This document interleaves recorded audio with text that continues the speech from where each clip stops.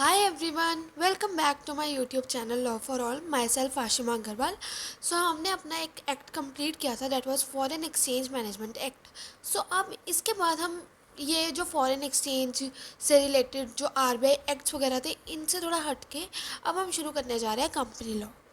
पहले अगर हम कंपनीज एक्ट 2013 की बात करें तो पहले हम उसकी इंट्रोडक्शन के बारे में जानते हैं. अब हम कंपनी लॉ पढ़ेंगे कि कंपनी क्या है, कंपनी लॉ में क्या क्या है, क्या एडवांटेजेस है, डिफरेंट टाइप्स ऑफ कंपनीज क्या क्या, और उनमें कौन कौन से ऐसे फंक्शंस है. इसमें पार्टनरशिप के बारे में भी पढ़ेंगे.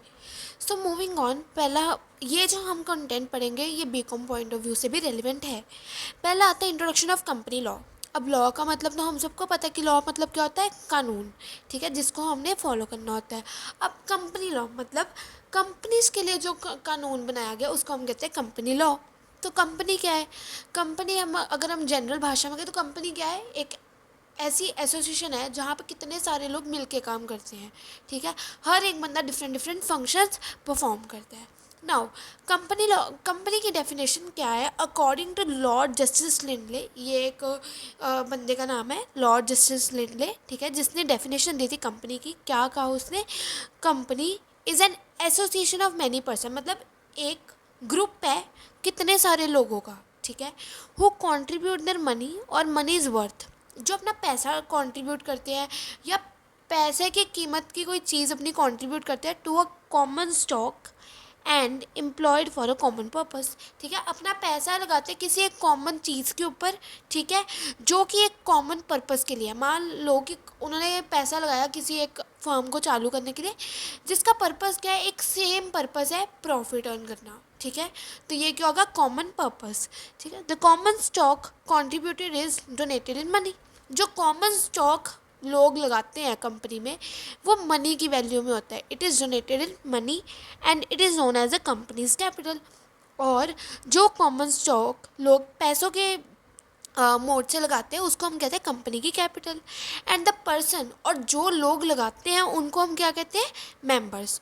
अब हम क्या देख रहे हैं, लॉर्ड जस्टिस लिंडले ने क्या कहा, कंपनी ना एक एसोसिएशन है कितने सारे लोगों की जो अपना पैसा लगाते हैं. ठीक है, टू अ कॉमन स्टॉक, एक कॉमन चीज़ के ऊपर अपना पैसा लगाते हैं, that is employed for a common purpose, जिस चीज़ का पर्पस भी क्या है, सेम है. The common stock is donated in money is worth and it is known as the company's capital. जो वो कॉमन स्टॉक जो पैसे के फॉर्म में वो कंट्रीब्यूट करते हैं उसको हम क्या कहते हैं, कंपनीज कैपिटल. और जो लोग उस पैसे को लगाते हैं, उस मनी को कंट्रीब्यूट करते हैं, या कॉमन स्टॉक जो कंट्रीब्यूट करते हैं उसको हम कहते हैं मेंबर्स. उन लोगों को हम क्या कहते हैं, members. The proportion of capital to which they are entitled is known as shares that are freely transferable. अब लोग पैसा लगाते हैं, मतलब कैपिटल लगाई लोगों ने. अब जिस कैपिटल के प्रोपोर्शन पे हमारा हक है, मान लो कि अगर मैंने 1 लाख रुपए लगाए किसी कंपनी में, तो उस वैल्यू के जो प्रोपोर्शन की जो कैपिटल है, 1 लाख तक की जो कैपिटल पे मेरा हक है उसको मैं क्या कहूँगी, शेयर्स. ठीक है, जो कि फ्रीली ट्रांसफरेबल होते हैं. हमने क्या देखा, company according to Lord justice Lindley, company is an association of many person who contribute monies और money is worth to a common stock that is employed for a common purpose. The common stock contributed is donated in money and is known as the company's capital, and the persons who contribute that money are known as the members of the company. The proportion of capital to which they are entitled are known as the shares that are freely transferable. मतलब जिस जो capital का proportion जिस पे मेरा हक है उसको हम क्या कहते हैं, शेयर्स, जो मैं कभी भी किसी को भी ट्रांसफ़र कर सकती हूँ. ठीक है, अब मेरे मान लो कि मैंने 1 लाख रुपए किसी कंपनी में कंट्रीब्यूट किए, तो 1 लाख की जो वैल्यू के शेयर्स जो मेरे नाम पे हुए, जो कैपिटल उस कंपनी की जो मेरे नाम पे है, वो मैं कभी भी किसी के भी नाम पे कर सकती हूँ. ठीक है, this is known as company. तो अब हमें बेसिक पता चल गया कि कंपनी क्या है. लोगों की एसोसिएशन है जो इकट्ठे होकर काम करते हैं, पैसा लगाते हैं किसी एक कॉमन पर्पस के लिए. वो कॉमन पर्पस कुछ भी हो सकता है, सोसाइटी की हेल्प करना हो सकता है, प्रॉफिट कमाना हो सकता है. ठीक है, मतलब कुछ भी पर्पस हो सकता है. ग्रोथ ग्रोथ अचीव करना तो हर एक एसोसिएशन का एक most important and most common purpose क्या है. अब कोई भी बंदा अपनी कोई फर्म, कोई एसोसिएशन या कंपनी चालू करेगी, उसका मेन ध्यान क्या होगा, प्रॉफिट कमाना, और क्या होगा कि मेरी कंपनी की, मेरी फर्म की ज़्यादा कम टाइम में ज़्यादा ग्रोथ हो. ठीक है। अब फीचर्स ऑफ कंपनी क्या है। अब कंपनी क्या है, हमने देख लिया कंपनी क्या है। अब इसके फीचर्स क्या है। It is an artificial incorporation, मतलब जैसे हम सब लोग हैं, हम में नेचुरल पर्सन है, ठीक है। We have taken birth by the natural जो प्रोसेस होता है उससे हम पैदा हुए हैं, ठीक है। अब आर्टिफिशियल इनकॉर्पोरेशन मतलब क्या हो गया। कंपनी एक ऐसी एसोसिएशन है जो किसी नेचुरल प्रोसेस से नहीं बनी। It is created by the operation of law, मतलब लॉ के अकॉर्डिंग हमने बनाया कंपनी को। इसमें कोई भी मतलब नेचुरल प्रोसेस से इन्वॉल्व हुआ है। It is an artificial legal person. इसको हम क्या कहते हैं, आर्टिफिशियल लीगल पर्सन, मतलब एक ऐसी एसोसिएशन जो लॉ के अकॉर्डिंग चलेगी, जो हमें लॉ में लिख के दे दिया गया, हमने वो सब चीज़ों को फॉलो करना है। जितनी कैपिटल गई है उतनी लगानी है, जितनी हमने डिविडेंड देना उतना देना है, मतलब जो जो लॉ में कहा है ना, कानून में जो जो कहा है, हमने वो सब चीज़ें फॉलो करनी है। इसलिए हम इसको क्या कहते हैं, आर्टिफिशियल इनकॉर्पोरेशन। इसको हम आर्टिफिशियल लीगल पर्सन के नाम से भी जान सकते हैं। अब सेकंड पॉइंट है सेपरेट लीगल एंटिटी। तो इसमें क्या है, इसमें ना एक हम केस से समझते हैं। एक केस हुआ था, लैंडमार्क केस था, that was Salomon versus Salomon private limited. Salomon एक पर्सन था, ठीक है, जिसने ना एक कंपनी शुरू की थी अपने सन 2 बेटों के साथ और अपनी वाइफ के साथ। तो उसने ना सबसे ज़्यादा शेयर्स उस कंपनी के होल्ड किए हुए थे, ठीक है। और उसकी कंपनी का नेम क्या था, सेलेमन प्राइवेट लिमिटेड, और ये लेदर कंपनी थी, ठीक है। तो ड्यू टू सम मतलब कोई इश्यूज़ वगैरह हो गए, कंपनी ना लॉस में चली गई। तो जो कंपनी के लॉस में जब गई कंपनी, तो जो कंपनी के बाकी क्रेडिटर्स थे ना, उन्होंने क्या कहा कि सेलमन जो है ना, वो तो ओनर है कंपनी का, उसको पहले नहीं मिलेगा जो उसका लॉस जो है, क्रेडिटर्स को जो पे मिलती है वो पहले हमें दो। तो उस टाइम पे ये चीज़ जस्टिफाइड हुई थी, चाहे जो सेलमन है उसके पास सबसे ज़्यादा शेयर्स ही क्यों ना हो, चाहे वो कंपनी का ओनर ही क्यों ना हो, but he is regarded separate from the company. Company या जो भी हमारी एसोसिएशन है, कोई फर्म है, उससे अलग है। मतलब अगर कंपनी लॉस में जाती है तो जितना हक बाकी लोगों का है ना, बाकी मेंबर्स के अपनी लाइबिलिटी को कवर अप करने का, या अपने जो भी उनके पैसे वगैरह लेने वाले उनको लेने का, तो उतना ही जो हक है वो सेलमन का भी है, चाहे उसके पास जितने मर्जी शेयर्स ही क्यों ना हो। तो इसमें क्या हो गया, सेपरेट लीगल एंटिटी, कि जो मेंबर्स है ना कंपनी के वो अलग है, चाहे उस मेंबर में हमारा शेयर होल्डर ओनर क्यों ना आता हो, ठीक है। जिस पर्सन के पास सबसे ज़्यादा शेयर्स है वो भी कंपनी में अलग ही माना जाएगा। कंपनी और मेंबर्स अलग होते हैं, they are not regarded same, ठीक है। थर्ड पॉइंट क्या था, लिमिटेड लाइबिलिटी। लिमिटेड लाइबिलिटी 3 तरह से हो सकती है, limited by shares, limited by guarantee और unlimited liability. Limited by shares मतलब कि मान लो कि अगर मेरी कोई लाइबिलिटी है, अगर मैंने कंपनी में कुछ पे करना है, ठीक है, अगर मैंने कंपनी को पे करना तो मैं अगर मान लो कि कोई कंपनी एक्स है, एग्जांपल से समझे कोई ए कंपनी है, वो ना लॉस में चले गई, तो उस कंपनी में ना मेरे को कॉल आएगा कि आई हैव टू पे द लाइबिलिटी, तो मैं उतनी ही लाइबिलिटी पे करूँगी, उतना ही पैसा पे करूँगी जितने मैंने शेयर्स कंपनी में लिए हुए हैं, ठीक है ना। अगर मेरे 100 शेयर्स हैं तो मैं 100 शेयर्स की वैल्यू क्या ही पे करूँगी, उससे ज़्यादा का नहीं। लिमिटेड बाय गारंटी कि मतलब मैंने जितने शेयर्स की गारंटी दी है मैं उतना ही पे करूँगी। और अनलिमिटेड लाइबिलिटी की फिर एज़ पर द केस में भी जैसे भी डिसाइडेड होगा एज़ पर द लॉ, उसके अकॉर्डिंग मुझे अपनी लाइबिलिटी को पे आउट करना पड़ेगा। मतलब you have to pay as much as you agreed to pay, मेरे को उतना ही पे करना है जितना मैंने पे करने के लिए कहा है, या जितने मैंने शेयर्स कंपनी में सब्सक्राइब किए हुए हैं, ठीक है। Then fourth is separate property, मतलब जो कंपनी है ना, जो कंपनी है, जो प्रॉपर्टी, मतलब अगर कोई एक्स कंपनी है, रिलायंस कंपनी है फॉर एग्जांपल, तो रिलायंस कंपनी जो है ना वो अलग है, कंपनी की प्रॉपर्टी अलग है, वो मुकेश अंबानी की प्रॉपर्टी नहीं मानी जाएगी, वो कंपनी की ही प्रॉपर्टी है। अब हमने ऊपर ही कह दिया सेपरेट लीगल एंटिटी की कंपनी और उसके मेंबर्स अलग है, तो कंपनी की प्रॉपर्टी भी अलग होगी, ठीक है। Fifth point is perpetual succession. Perpetual succession मतलब क्या होता है कि अगर कोई कंपनी है, कंपनी में लोग आते हैं लोग जाते हैं, ठीक है, बाय एनी इंसॉल्वेंट हो जाते हैं, डेथ हो जाती है लोगों की, तो उससे कंपनी पे कोई इफेक्ट नहीं पड़ता। मतलब मेंबर्स में कम, मेंबर्स में गो, बट द कंपनी और द एसोसिएशन और the firm keeps on going, उससे कंपनी में कोई फ़र्क नहीं पड़ता, लोग चाहे आए चाहे लोग जाएं, ठीक है। कंपनी ने अपना काम करते रहना है। Sixth is transferability of shares, मतलब कंपनी में अगर मेरे जो शेयर्स हैं, मैंने अभी ऊपर ही ये वाला पॉइंट बताया था कि जो हमारी शेयर्स होते हैं वो फ्रीली ट्रांसफरेबल है। तो अगर मान लो कि किसी कंपनी में मैंने 1000 शेयर्स लिए हुए हैं, तो मेरी मर्जी है, मैं अपने शेयर्स किसी के नाम पे भी कभी भी ट्रांसफ़र कर सकती हूँ, ठीक है, फ्रीली ट्रांसफरेबल है shares. Then company can not be regarded as citizen, ये भी हमने इसकी डेफिनेशन में ही पढ़ा कंपनी की, जो कंपनी है it is not a citizen, ठीक है, it is an artificial person that is created by the law, ठीक है, ये एक आर्टिफिशियल पर्सन है जिसको लॉ के अकॉर्डिंग बनाया गया है। It is not regarded as a person, इसको हम नेचुरल पर्सन या नेचुरल सिटीजन नहीं कह सकते, it is an artificial legal person या artificial legal entity. 8th point is company can sue and be sued, मतलब कंपनी है ना जो, उसके ऊपर कोई बंदा केस कर भी सकता है और कंपनी भी किसी के ऊपर केस कर सकती है, ठीक है। आई होप ये भी आपको क्लियर होगा। And the 9th and the last point is common seal. अब हम लोग जो होते हैं, फॉर एग्जांपल जो नेचुरल पर्सन है, अगर हमने किसी चीज़ के ऊपर साइन करनी है, हमारा किसी चीज़ के लिए प्रूफ चाहिए, तो हम तो अपने साइन कर देते हैं, बट कंपनी तो एक आर्टिफिशियल पर्सन है ना, वो तो अपने साइन खुद नहीं ना कर सकती। इसीलिए ना लॉ में ऐसा कहा गया है कि हर एक कंपनी की ना एक अलग से कॉमन सील होगी, मतलब ये एक ऐसा एक अलग से स्टैंप लगा लो आप, ठीक है, यूज़ की जाएगी, वो एक अलग ही बनाई जाएगी हर एक कंपनी के लिए, जो यूज़ की जाएगी जब भी किसी डॉक्यूमेंट के ऊपर साइन करना है, कंपनी की तरफ से वेरिफिकेशन देनी है, हर एक चीज़ के लिए अगर कोई डिसीजन मेकिंग का है प्रोसेस, तो उसमें ये कॉमन सील का यूज़ किया जाएगा। मतलब हर एक कंपनी की एक कॉमन सील होती है जो कि अलग होती है।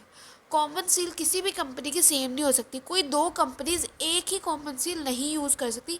Every company have its own common seal जो वो यूज़ करती है during any decision making process, या किसी भी चीज़ के ऊपर साइन करने हैं तो उस टाइम पे वो कॉमन सील को यूज़ किया जाता है।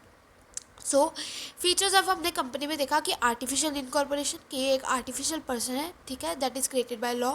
फिर देखा सेपरेट लीगल एंटिटी, कि जो मेंबर्स हैं और जो कंपनी है वो अलग है, वो सेम नहीं होते। उसमें हमने एक केस देखा salmon versus salmon private limited. इसमें क्या था कि जब कंपनी डिप्रेशन में गई तो उस टाइम पे जो क्रेडिटर्स थे उन्होंने कहा कि सैलमन जो है वो ओनर है, उसको जो है ना बाद में दिया जाएगा जो बचेगा, बट पहले हमारे लॉसेज है वो हमें पे करो।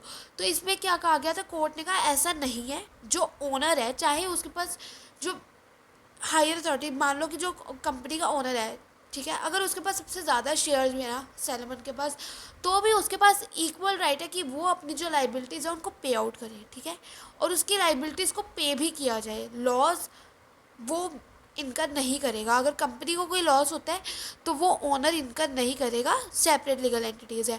फिर हमने देखा लिमिटेड लाइबिलिटी, कि लिमिटेड बाय शेयर्स हो सकती है, लिमिटेड बाय गारंटी हो सकती है, और अनलिमिटेड लाइबिलिटी। फिर हमने देखा सेपरेट प्रॉपर्टी, कि कंपनी की प्रॉपर्टी अलग है और मेंबर्स की अलग है, कंपनी की प्रॉपर्टी को हम मेंबर्स की प्रॉपर्टी नहीं कह सकते। फिर हमने देखा परपेचुअल सक्सेशन की, लोग आते रहेंगे लोग जाते रहेंगे but the companies keep on going. फिर हमने देखा ट्रांसफरेबिलिटी ऑफ शेयर्स, कि जो कंपनी के शेयर्स है वो फ्रीली ट्रांसफरेबल है। अगर मेरे पास 1000 शेयर्स है तो मैं अपने शेयर्स कभी भी किसी के नाम पे भी ट्रांसफ़र कर सकती हूँ ईजिली। देन हमने देखा company can not be regarded as citizen, ये हमने डेफिनेशन में भी देखा कि कंपनी जो है एक आर्टिफिशियल लीगल पर्सन है जो कि लॉ के द्वारा बनाया गया है, तो इसको हम नेचुरल सिटीजन के नाम से नहीं जान सकते। फिर हमने देखा company can sue and be sued, कि कंपनी अगर किसी के ऊपर केस कर सकती है ना, तो कंपनी के ऊपर भी कोई पर्सन केस कर सकता है। फिर हमने देखा कॉमन सील, कि हर एक कंपनी की एक कॉमन सील होती है जो कि यूज़ की जाती है जब कोई डिसीजन मेकिंग प्रोसेस है, किसी डॉक्यूमेंट के ऊपर साइन वगैरह के लिए, तो उस टाइम पे उस कॉमन सील को यूज़ किया जाता है। आई होप ये आपको क्लियर होगा। तो ये थे फीचर्स ऑफ कंपनी। इस नाउ हम बात करते हैं एडवांटेजेस ऑफ अ कंपनी, कि कंपनी बना तो दी, इसका हमें फ़ायदा क्या होगा, कंपनी बनाने के क्या क्या फ़ायदे हैं। पहला देखते हैं हम आर्टिफिशियल लीगल पर्सन। हमने देख लिया कि जो एक कंपनी है ना वो एक आर्टिफिशियल लीगल पर्सन है that is created by the operations of law. ये कोई नेचुरल पर्सन नहीं है, इसको सिर्फ वो सब चीज़ें फॉलो करनी होती है जो कंपनीज एक्ट के अंदर गिवन है, ठीक है, लॉ के अकॉर्डिंग चलना है। दैट इज़ लिमिटेड लाइबिलिटी, जो कंपनी की लाइबिलिटी है वो लिमिटेड है, जो कंपनी में मेंबर्स हैं उनकी लाइबिलिटी लिमिटेड है अप टू द शेयर्स जो उन्होंने एक्वायर किया, कि मतलब शेयर्स या जितने शेयर्स की उन्होंने गारंटी ली है, ठीक है, उस उतनी ही उनकी लाइबिलिटी होगी, उससे ज़्यादा नहीं होगी। परपेचुअल सक्सेशन में क्या है कि जो कंपनी के मेंबर्स हैं, मेंबर्स में कम मेंबर्स में go but the company keep on doing, कि कंपनी में लोग तो आते जाते रहेंगे, बट जो कंपनी है ना वो अपनी फंक्शनिंग को परफॉर्म करती रहेगी, कंपनी अपना काम करना नहीं छोड़ेगी, नहीं रुकेगी वो, ठीक है। Then it's transferability of shares, कि जो कंपनी के शेयर्स है वो फ्रीली ट्रांसफरेबल है। अगर आज मेरे पास 1,000 शेयर है ना, तो मैं 1,000 में से अपने कितने भी शेयर्स किसी के नाम पे भी ट्रांसफ़र कर सकती हूँ विदाउट एनी रोक टोक, ठीक है। फिर है इन्फिनेट मेंबरशिप। अब इसमें क्या है, जो कंपनी है ना उसमें जितने मर्जी लोग हैं ना मेंबरशिप ले सकते हैं। अगर कोई XYZ कंपनी है तो उसमें जितने मर्जी लोग अपना शेयर्स एक्वायर करके उस कंपनी के मेंबर बन सकते हैं। बस हाँ, इसमें एक एक्सेप्शन है कि जो प्राइवेट कंपनी है ना उसमें उन्होंने कहा है कि प्राइवेट कंपनी में 200 से ज़्यादा मेंबर नहीं होने चाहिए, but in the case of public company ऐसी कोई भी रिस्ट्रिक्शन नहीं इम्पोज की हुई। फिर है protection of creditors eight the time of winding up. मान लो कि कोई कंपनी वाइंडिंग अप में है, ठीक है, बंद होने जा रही है, तो उस टाइम पे जो क्रेडिटर्स है, जो लेनदार है, उनको काफ़ी ज़्यादा बेनिफिट हो जाता है, बिकॉज उनके लिए पहले से उन्होंने एक सिस्टम मेंटेन करके रखा होता है ताकि क्रेडिटर्स को भी कोई नुकसान ना हो, ठीक है। फिर अब परमानेंसी ऑफ कैपिटल, जो कंपनी की कैपिटल है ना वो परमानेंट होती है, वो टेम्परेरी नहीं होती। एक बार जो कैपिटल लग गई ना कंपनी में, परमानेंट है, उस कैपिटल से हमें प्रॉफिट ही जनरेट होगा, ठीक है। फिर है मोबिलाइजेशन ऑफ ह्यूज रिसोर्सेज, की मतलब अगर कंपनी ने अपना काम करने के लिए कोई रिसोर्सेज लेने हैं, कोई मशीनरी एक्वायर करनी है, तो वो एक्वायर बड़ी आसानी से कर सकते हैं। कोई भी रिसोर्सेज है ना कंपनी को चलाने के लिए, तो हम बड़ी आसानी से एक्वायर कर सकते हैं, उसमें कोई रोक टोक नहीं होती, बिकॉज कंपनी के पास इतने उन्होंने रिसोर्सेज साइड पे रखी होती है, इतनी मनी उन्होंने सेट असाइड की होती है कि वो अपने रिसोर्सेज को एक्वायर कर सके जो उनको कंपनी को रन करने के लिए चाहिए। फिर है सेपरेट प्रॉपर्टी, जो कंपनी की प्रॉपर्टी है, कंपनी की लैंड है, बिल्डिंग है, जो भी है, वो ना मेंबर से अलग है। मेंबर्स की प्रॉपर्टी नहीं कहेंगे। अगर मान लो कि कोई कंपनी का लैंड बिल्डिंग है, ठीक है, तो जो बिल्डिंग है ना वो कंपनी की बिल्डिंग होगी, वो कंपनी के मेंबर्स की प्रॉपर्टी नहीं कही जाएगी, वो कंपनी की ही प्रॉपर्टी है, ठीक है। That is ease in management, की कंपनी को मैनेज करना ईजी हो जाता है। क्यों?